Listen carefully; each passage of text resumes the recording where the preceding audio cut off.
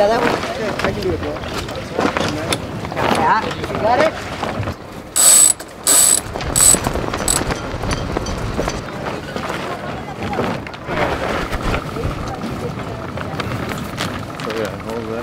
Let's play it safe. Let's do that. 555, thank you. We're wheels up right now. Let's get ready to roll.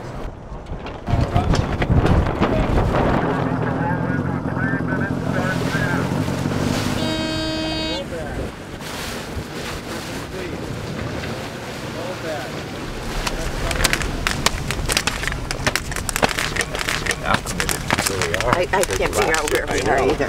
So be a little bit more careful, and it's going to build. The forecast I saw said it could be as high as 20 knots of breeze. Coming up that way, watch your head, Phil. Okay, jibe. Watch this boat here. Jibe. Yeah, so we're gonna be just Stay calm. Or go to see and watch who's coming after us. Today, Inky and I are going to keep our eyes out for the water and fill in our guides on what's going on.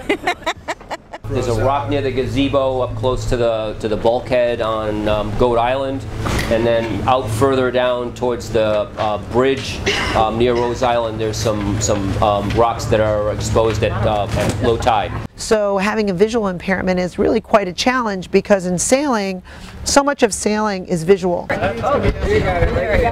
There it is. We're going to have to wait for to cross. It's so far away. I can't even imagine not being able to see and having to anticipate what's coming next. The last thing you want to do is a crash tack with a crew hiked out that can't see. The blind sailor is always the skipper of the boat, and he's in control. He's the guy who's sailing the boat, and the sighted guide is just merely giving him the information to sail the boat properly. Bring it up on the breeze. Up on the breeze, standard rate of turn. The way it works in blind sailing is he has to listen to you, or else something bad might happen.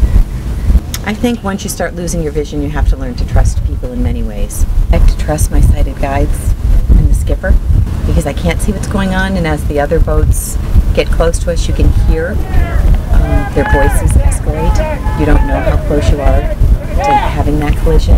The competition being so stiff, what we saw in one of the mark roundings, on the leeward mark rounding, is one of the blind sailors fell overboard.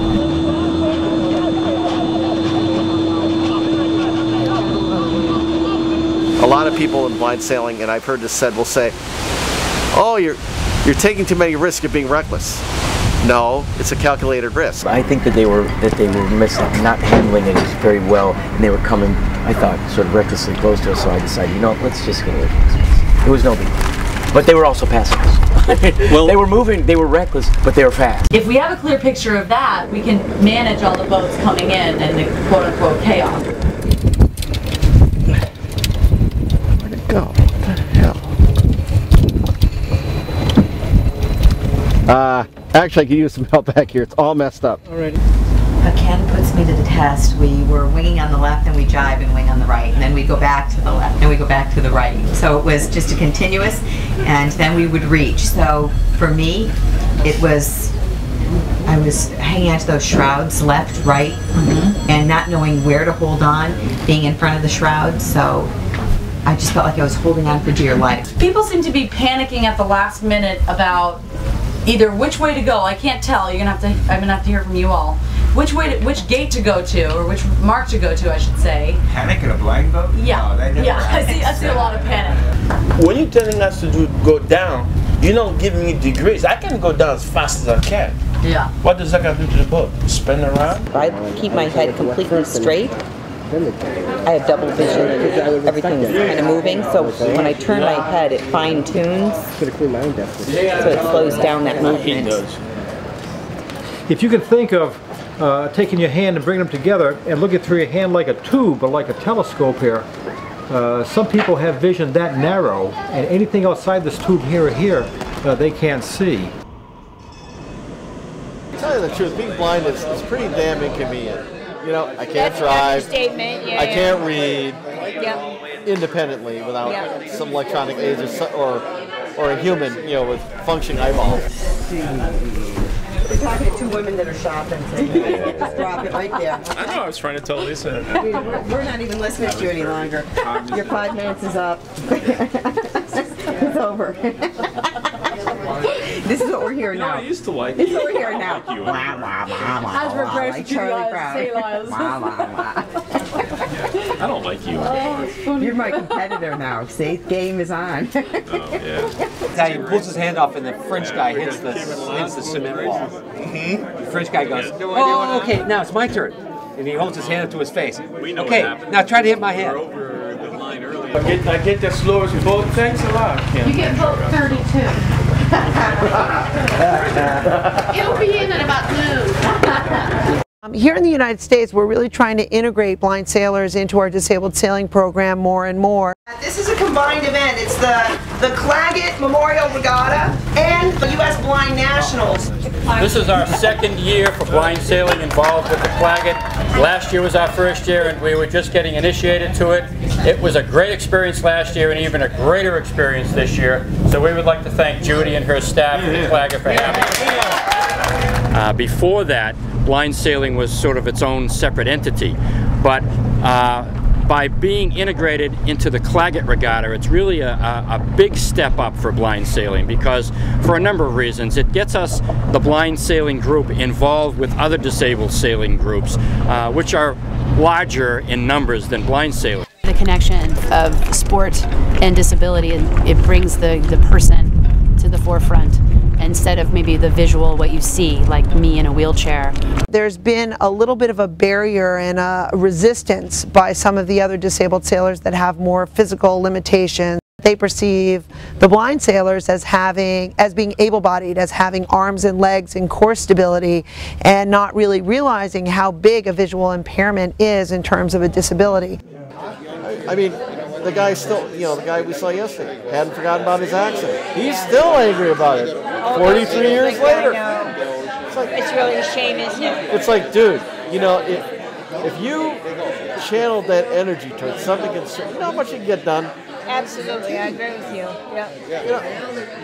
It's like, hey, I'm blind. I was dealt a bad hand. I have a lot to bitch about, but what's it gonna do for you? Yeah, nothing. Yeah, exactly. Is it gonna make your life better? No. He hates that Inky drives with you because then when you win, everybody thinks that you're a better driver than him. That's okay. Exactly. That's what I said. That's okay. Yeah, you shouldn't have to worry about that. That's what I said. From the entire blind sailing community, guides and helmets. I said, dude, you're barking up the wrong tree here. It's all about the elements and other boats, and nothing else matters in your world. And you're competing, and there's no, oh, I can't walk. Oh, I can't, I don't have this limb anymore. Oh, I can't, see or whatever. That doesn't matter anymore. It's all about, well, who's going to win?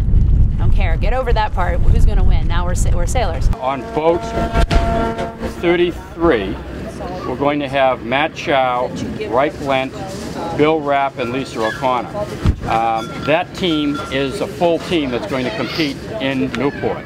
With every race, you just hope to do better than your last one. I think our team has definitely come a long way since, not sailing at all. Stay this course right here. There were 17 races. I think the first 8 we finished last. And then, but definitely towards the end, we were beating some of the other teams. The skill level of the sailors has really increased tremendously. You have 4 and 5 boats that are all finishing within just a few seconds of each other. I could have let it with us, but who needs that? It's about sailing in a different way. It's not about sailing what you've memorized. It's about putting it out there for what you know and learning and taking that chance, living on the edge, and it is what it is. And whoever's meant to win will win. IFDS have made a proposal to the International Paralympic Committee to have the entry of blind sailing into the Paralympics. Philosophically of fleet racing is that it's not a question of side helping the blind, it's a question of all of us working together as a unit to make the race happen.